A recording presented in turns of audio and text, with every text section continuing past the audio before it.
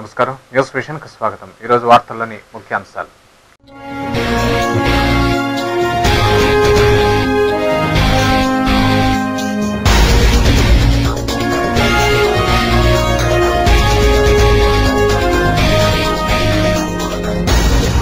తిరుమలలో వేడుకగా కార్తీక వనభోజన మహోత్సవం। బార్వేట మండపానికి వేంచేపు చేసిన దేవేరులు, సహపంక్తి భోజనాల్లో పాల్గొన్న భక్తులు।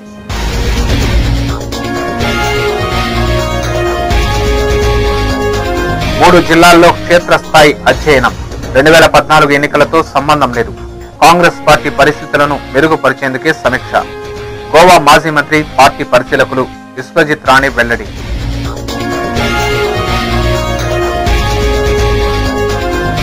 సత్ప్రవర్తనతో మెలగండి, నేర ప్రవృత్తికి దూరం కండి। ఎయిడ్స్ పై అవగాహన కార్యక్రమంలో సబ్ జైలు ఖైదీలకు ఎస్వీయు వీసీ రాజేంద్ర పిలుపు।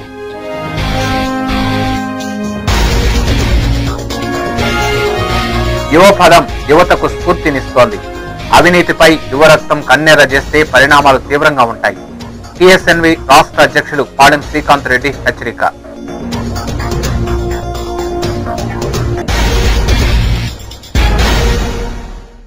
వార్తల్లోని వివరాలు। వైకుంఠనాథుడు కొలువైన తిరుమల క్షేత్రంలో పవిత్ర కార్తీక మాసంలో నిర్వహించే కార్తీక వనభోజన మహోత్సవాన్ని టీటీడీ అత్యంత వేడుకగా నిర్వహించింది। శేషాచల అటవీ ప్రాంతంలోని పార్వేట మండపంలో జరిగిన ఈ కార్యక్రమంలో వేలాది మంది భక్తులు పాల్గొని భగవంతుని కృపా కటాక్షాలకు పాత్రులయ్యారు। హరిహరాదులకు ప్రీతికరమైనది కార్తీక మాసం। ఈ మాసంలో దేశవ్యాప్తంగా ఉన్న అన్ని పుణ్యక్షేత్రాలు, దేవాలయాలు నిత్య ధూప దీప నైవేద్యాలతో ఆయా దేవతామూర్తులకు విశేష పూజలు నిర్వహించడం అనాదిగా వస్తున్న ఆచారం। ఈ క్రమంలోనే తిరుమలలో కార్తీక వనభోజన మహోత్సవాన్ని టీటీడీ ఘనంగా నిర్వహించింది। శ్రీవారి ఆలయానికి 3 కిలోమీటర్ల దూరంలో అటవీ ప్రాంతంలో ఉన్న పార్వేట మండపంలో ఈ కార్యక్రమం జరిగింది। క్రీస్తు శకం 16వ శతాబ్దంలో తాళ్లపాక అన్నమాచార్యులు పెద్ద కుమారుడు తిరుమలాచార్యుడు ఈ కార్తీక మాస వనభోజన మహోత్సవాన్ని ఆరంభించారు। కొన్ని కారణాల వల్ల ఈ కార్యక్రమం మరుగున పడింది। అయితే 2010వ సంవత్సరం నుండి టీటీడీ వనభోజన కార్యక్రమాన్ని పునః ప్రారంభించింది।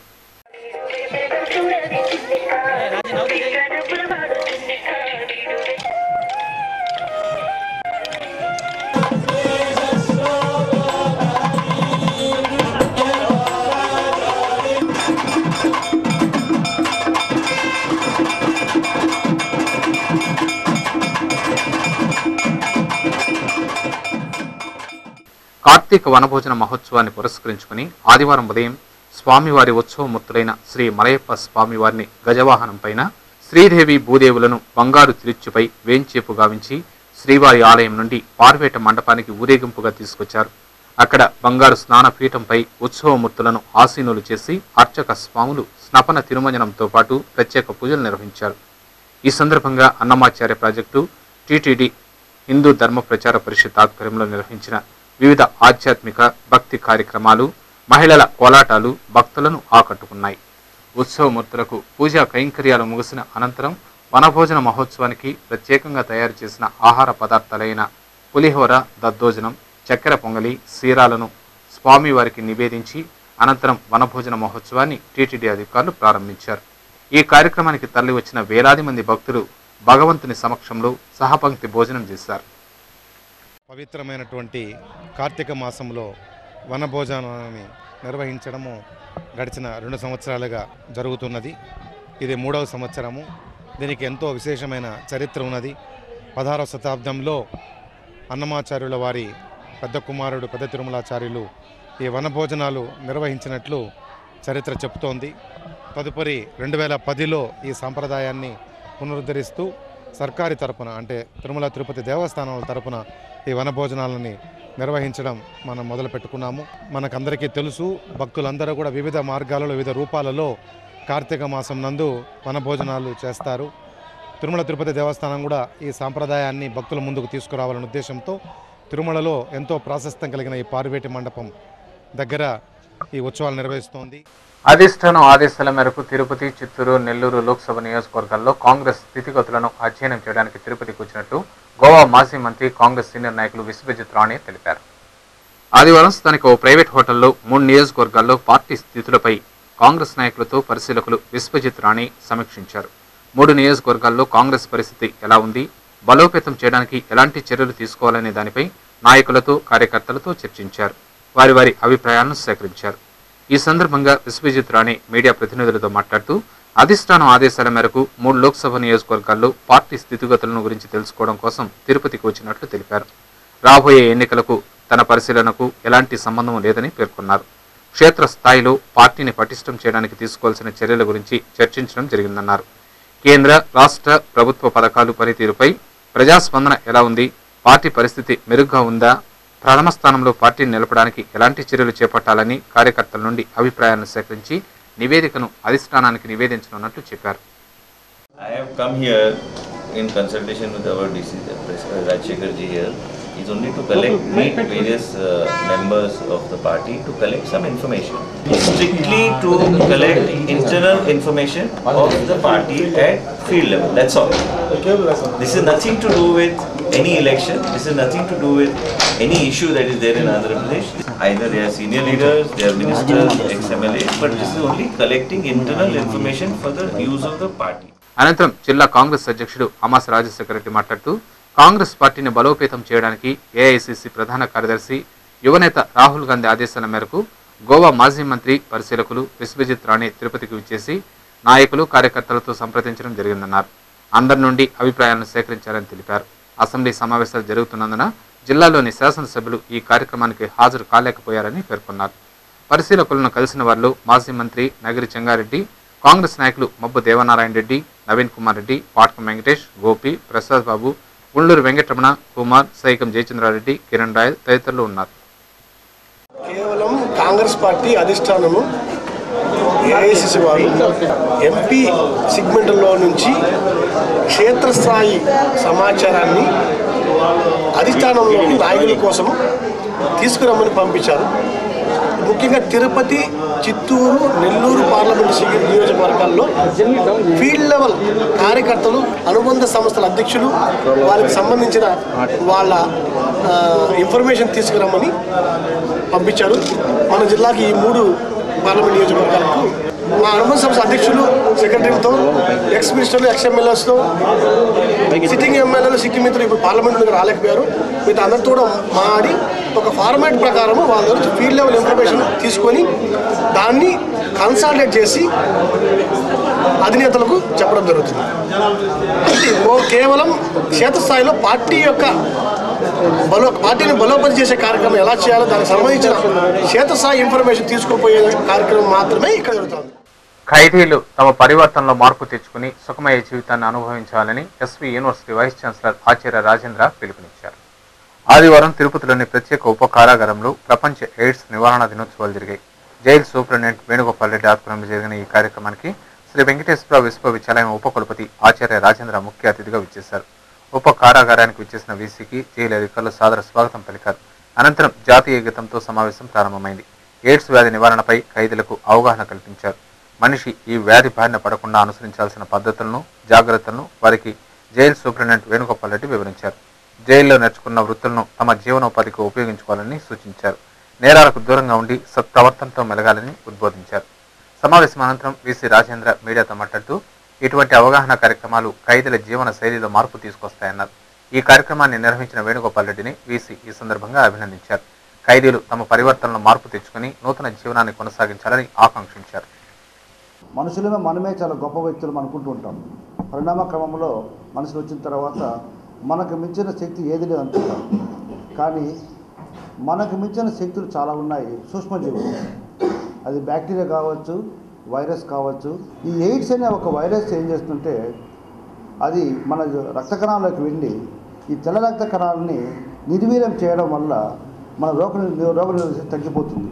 అటువంటి సూక్ష్మజీవులను నివారించడానికి ఎన్నో రకాల ఉపాయాలు ఉన్నాయి. ఈ మనము వాడే ఇంజెక్షన్ సూదులు ఇవి కూడా మనకు వాడేటప్పుడు డిస్పోజల్ వాడాలి. ఎందుకంటే ఒకరిని ఉన్న రోగాలు ఉంటే ఆ రోగాలన్నీ కూడా మన దేహంలోకి వచ్చే అవకాశం ఉంటుంది. కాబట్టి వాటన్నింటినీ మనము వీలైనంత వరకు వాటిని అవాయిడ్ చేయడానికి ప్రయత్నించాలని చెప్పారు.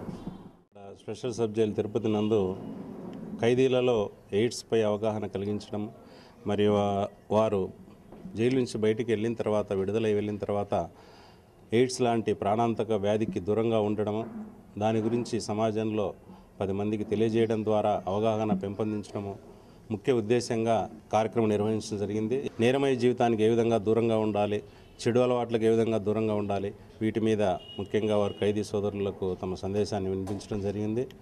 ఇక్కడ ఈరోజు సబ్ జైల్లో 135 మంది ఖైదీలు ఉన్నారు. వీరందరూ కూడా ఎక్కువ యువత ఉన్నందువలన దాదాపు 90% 30 సంవత్సరాల లోపు వయసు కలిగిన యువతీ యువకులు ఉన్నందువలన వారికి ఈ కార్యక్రమము మీద అవగాహన పెంచడము, ఎయిడ్స్ మీద అవగాహన పెంచడం అన్నది చాలా అవసరమనే ఉద్దేశంతో ఈ కార్యక్రమం నిర్వహించడం జరిగింది. పలమనేరులో మెగా ఉచిత నేత్ర శిబిరాన్ని నిర్వహించారు. సాయిమాత సేవ ట్రస్ట్ ఆధ్వర్యంలో నిర్వహించిన ఈ శిబిరంలో పెద్ద సంఖ్యలో నిరుపేద రోగులు ఉచితంగా వైద్య సేవలు పొందారు. పలమనేరులోని రిక్రియేషన్ క్లబ్లో ఆదివారం సాయిమాత సేవ ట్రస్ట్ ఆధ్వర్యంలో ఉచిత కంటి వైద్య శిబిరాన్ని నిర్వహించారు. చెన్నై శంకర్ నేత్రాలయ వైద్య సిబ్బంది డాక్టర్ మురళి నేతృత్వంలో పేద రోగులకు పరీక్షలు నిర్వహించి ఉచితంగా మందులు పంపిణీ చేశారు. శిబిరంలో పాల్గొని పరీక్షలు చేయించుకున్న 70 మంది రోగుల్లో 22 మందిని ఎంపిక చేసి ఉచితంగా కంటి ఆపరేషన్లు చేయడానికి ఏర్పాట్లు చేశారు. ఆపరేషన్కు ఎంపిక చేసిన రోగులకు ప్రయాణ ఖర్చులతో సహా పూర్తిగా ఉచితంగా వైద్య సేవలు అందించనున్నామని నిర్వాహకులు పేర్కొన్నారు. ప్రతి నెల మొదటి ఆదివారం రిక్రియేషన్ క్లబ్లో ఉచిత వైద్య శిబిరాలను ఏర్పాటు చేయడం జరుగుతోందని, మున్ముందు కూడా ఇలాంటి కార్యక్రమాలు కొనసాగిస్తామని ఆ క్లబ్ సభ్యులు రఘుపతి పేర్కొన్నారు. కార్తీక సంధ్య అకాడమీ ఆధ్వర్యంలో ఆర్య వైశ్యులు కార్తీక వన మహోత్సవాన్ని ఘనంగా జరుపుకున్నారు. చంద్రగిరి మార్గంలోని తొండవాడ శివాలయ ప్రాంగణంలో సుమారు 3000 మంది ఆర్య వైశ్యులు కుటుంబ సమేతంగా కార్తీక మాస మహోత్సవంలో పాల్గొని ఆనందంగా గడిపారు. కార్యక్రమ నిర్వాహకులు కార్తీక సంధ్య అకాడమీ కమిటీ ఆధ్వర్యంలో భారీ సమావేశాన్ని ఏర్పాటు చేసి వన మహోత్సవ కార్యక్రమ ఉద్దేశాన్ని వివరించారు. ఈ కార్యక్రమానికి ముఖ్య అతిథులుగా ఆ సంఘం తిరుపతి అధ్యక్షులు సుబ్బరాజు, చిత్తూరు కమిటీ అధ్యక్షులు వేణుగోపాల్, డాక్టర్ ఎస్ఆర్ గుప్తా, ప్రముఖ వ్యాపారవేత్తలు బోడా కిరణ్ కుమార్, రాజేంద్ర శెట్టి తదితరులు హాజరై ఆర్య వైశ్యులు ఆర్థికంగా, సామాజికంగా, రాజకీయంగా ఎదగడానికి పలు సూచనలు, సలహాలు అందజేశారు. అలాగే నిర్వాహకులు వనభోజనంలో పాల్గొనేందుకు విచ్చేసిన ఆర్య వైశ్యుల సౌకర్యార్థం ఉచిత వైద్య శిబిరాన్ని, మ్యారేజ్ బ్యూరో శిబిరాన్ని ఏర్పాటు చేసి సేవలందించారు. ప్రత్యేకంగా లక్కీ డిప్ను ఏర్పాటు చేసి 3 దంపతులు అన్నవరం పర్యటనకు ఏర్పాట్లు చేశారు. ఈ కార్యక్రమంలో ఆహ్వాన కమిటీ అధ్యక్షులు నరసింహులు, శ్రీనివాసులు శెట్టి, శ్రీనివాసులు, కార్యవర్గ సభ్యులు పాల్గొన్నారు. శేషాచలం అడవుల్లోని రంగపేట బేస్ క్యాంప్ వద్ద ఎస్టీఎఫ్ సిబ్బంది ఎర్రచందనం స్మగ్లర్ల మధ్య భీకర పోరు జరిగింది. ఈ పోరులో ఓ స్మగ్లర్ మృతి చెందగా ఎస్టీఎఫ్ పోలీసులు మరో స్మగ్లర్ తీవ్రంగా గాయపడ్డారు. చిత్తూరు ఎస్పీ కాంతి రాణా టాటా ఎర్రచందనం అక్రమాలను అరికట్టేందుకు పటిష్టమైన వ్యూహాన్ని అమలు చేశారు. ఎస్టీఎఫ్ బలగాలు, స్పెషల్ పార్టీ పోలీసులు, అటవీ శాఖ అధికారులతో శేషాచల అడవుల్లో కూంబింగ్ నిర్వహిస్తున్నారు. అంతేగాక బేస్ క్యాంపులను కూడా ఏర్పాటు చేశారు. దీంతో కొన్ని రోజుల పాటు స్మగ్లర్లు తమ కార్యకలాపాలను నిలిపివేశారు. కూంబింగ్లు కాస్త తగ్గిన తరువాత అడవుల్లోకి రావాలనుకున్నారు. అయితే చిత్తూరు ఎస్పీ మాత్రం ఎస్టీఎఫ్ బలగాలను మోపరింపజేసి ఎర్రచందనం అక్రమ రవాణాకు అడ్డుకట్ట వేశారు.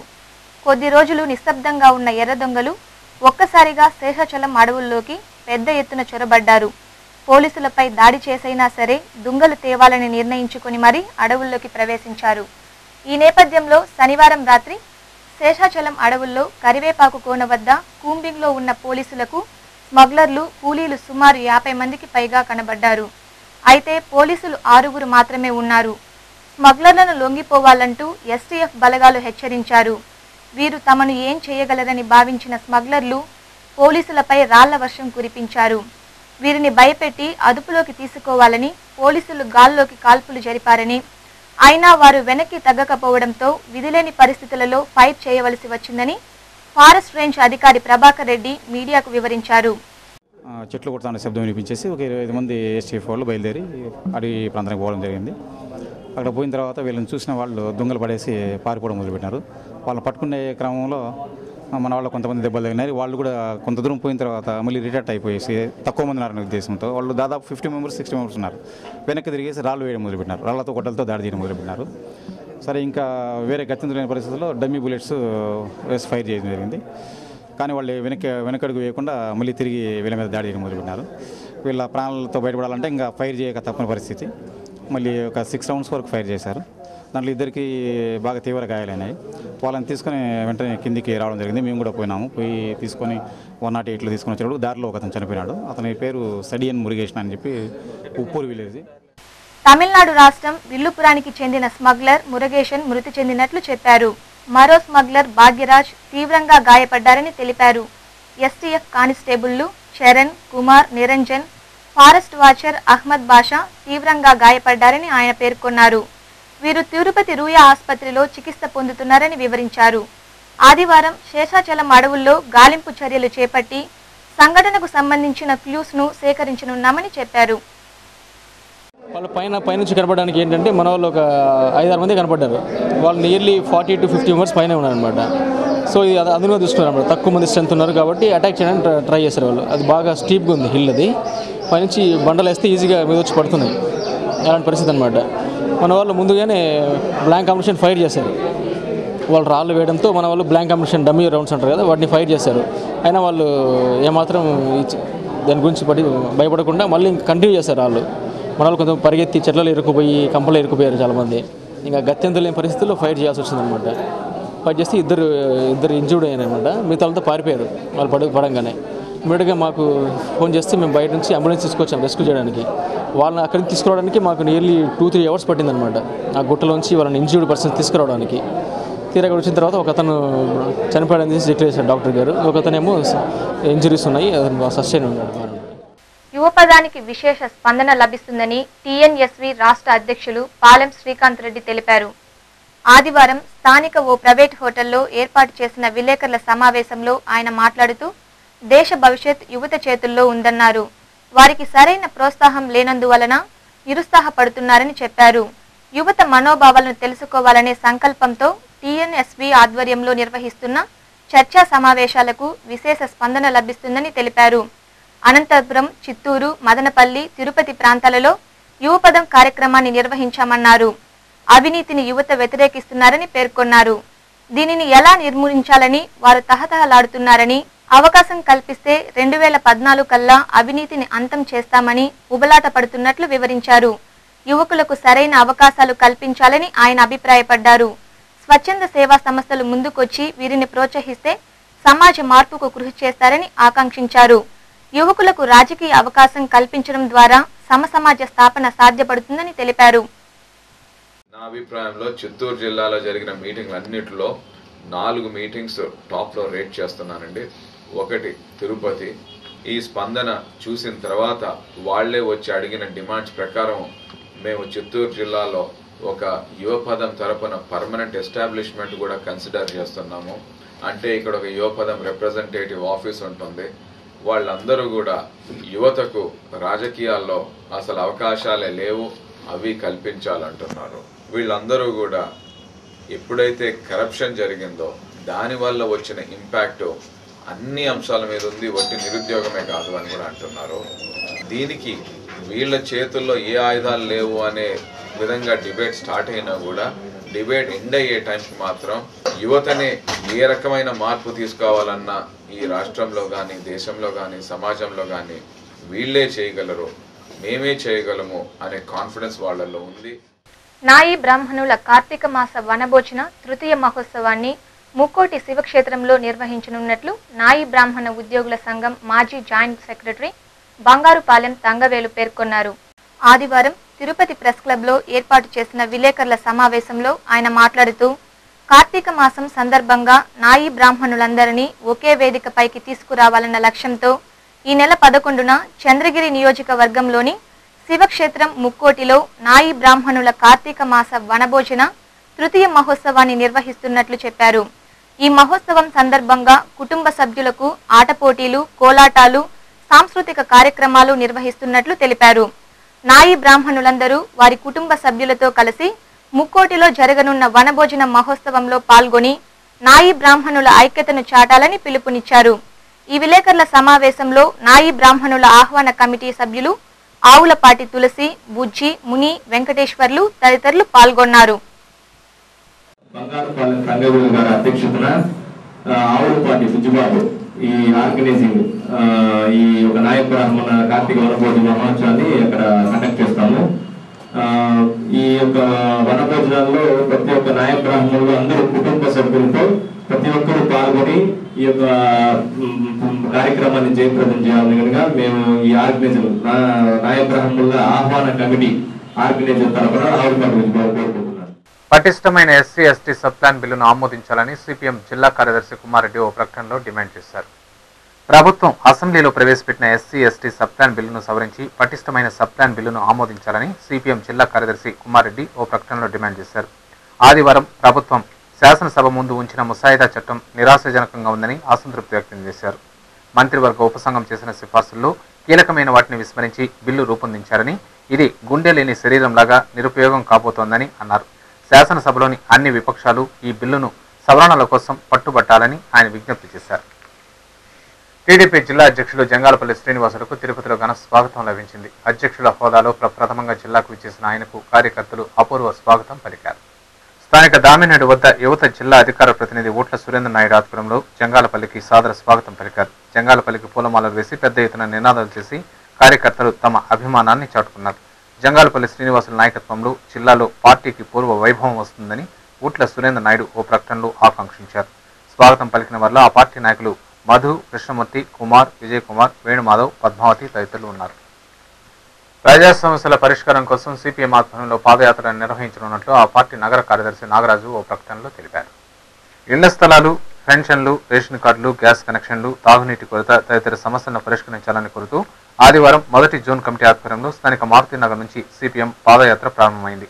ఈ పాదయాత్రను పార్టీ నగర కార్యదర్శి నాగరాజు జెండా ఊపి ప్రారంభించినట్లు ఆ పార్టీ నాయకులు సుబ్రహ్మణ్యం ఓ ప్రకటనలో పేర్కొన్నారు. ప్రభుత్వం వెంటనే స్పందించి వీటిని పరిష్కరించకపోతే ప్రజా ఆగ్రహానికి గురికాక తప్పదని హెచ్చరించారు.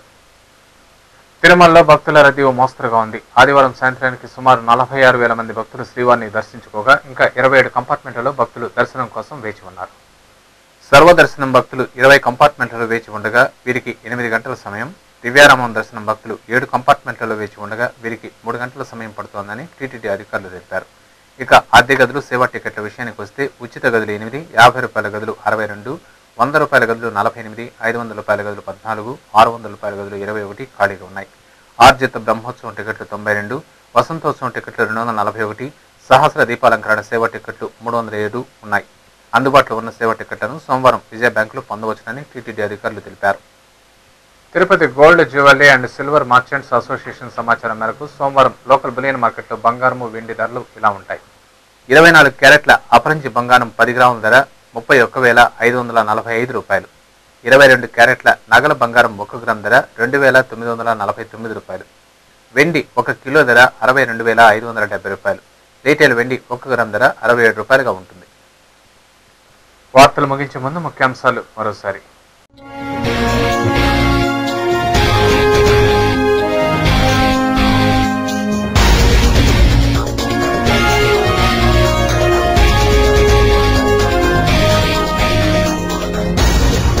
తిరుమలలో వేడుకగా కార్తీక వనభోజన మహోత్సవం. బార్వేట మండపానికి వేంచేపు చేసిన దేవేరులు, సహపంక్తి భోజనాల్లో పాల్గొన్న భక్తులు.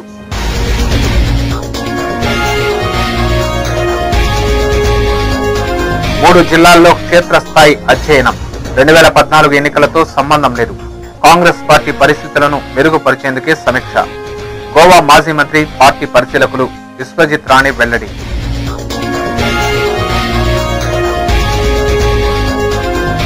సత్ప్రవర్తనతో మెలగండి, నేర ప్రవృత్తికి దూరం కండి. ఎయిడ్స్ పై అవగాహన కార్యక్రమంలో సబ్ జైలు ఖైదీలకు ఎస్వీయు వీసీ రాజేంద్ర పిలుపు.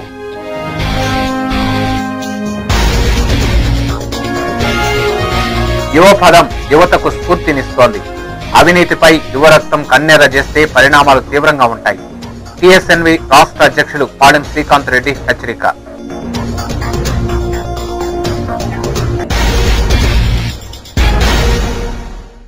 ఈ వార్తలు ఇంతటితో సమాప్తం. సమగ్ర సమాచారంతో న్యూస్ విషయంలో మళ్ళీ కలుసుకుందాం. అంతవరకు సెలవు. నమస్కారం.